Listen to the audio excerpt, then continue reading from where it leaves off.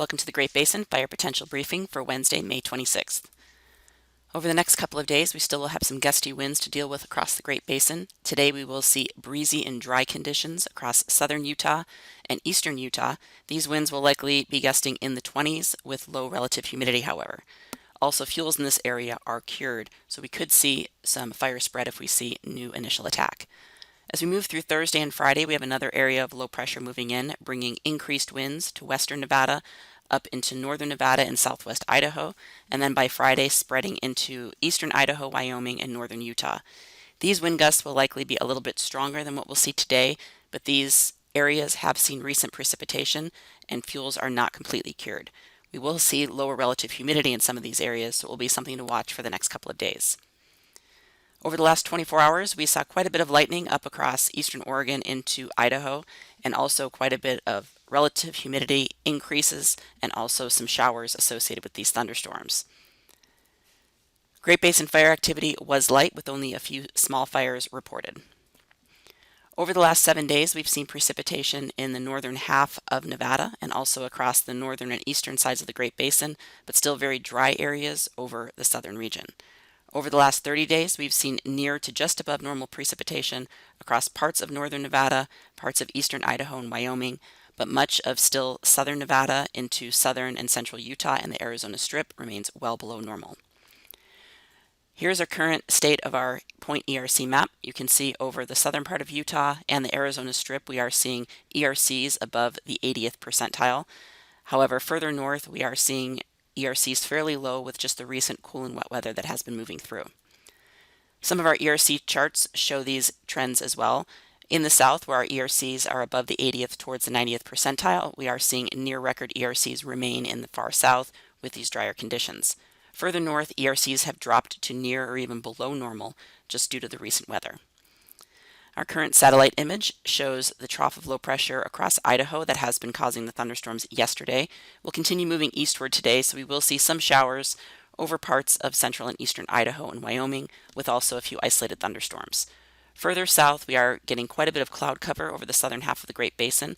We could see a few isolated thunderstorms today across parts of Utah, but they would be fairly isolated, and we will see again those breezy winds. Looking at the weather picture for later today, again, you can see the moisture moving east into the northern Rockies today, but this morning, again, we still will see some showers up north with some thunderstorms. And then further south, just a little bit of moisture across Utah may generate some isolated thunderstorms, but that cloud cover should keep any activity from becoming more than isolated. We will again see those breezy winds. Looking at our wind conditions for today, you can see the breezy winds over southern and eastern Utah, again, generally in the 20s. We will see some stronger winds up across Wyoming, but again, fuel's not as cured and humidity will remain higher. Our lowest relative humidity will remain over the southern portion of the Great Basin in the single digits. On Thursday, we will see that trough of low pressure move well to our east, with drier weather settling in across the Great Basin. So we will see our significant fire potential in the moderate range in the south with those dry conditions, and still low over northern areas. Our winds on Thursday with the next system moving in will start to increase over western Nevada into southwest Idaho, with most of the gusts in the 20s to maybe around 30 miles per hour. We will also see low relative humidity. However, again, some of these areas have seen recent moisture, so that will mitigate some of our fire potential concerns. But with the lightning we saw recently with the drier conditions, we could see some holdovers pop up in some of these areas. On Friday, this trough of low pressure swings east into the northern Rockies, so we will see winds increase over parts of the eastern side of the Great Basin. Again, still low fire potential in the north and moderate in the south. On Friday, these winds will be strongest across eastern Idaho, Wyoming, and northern Utah.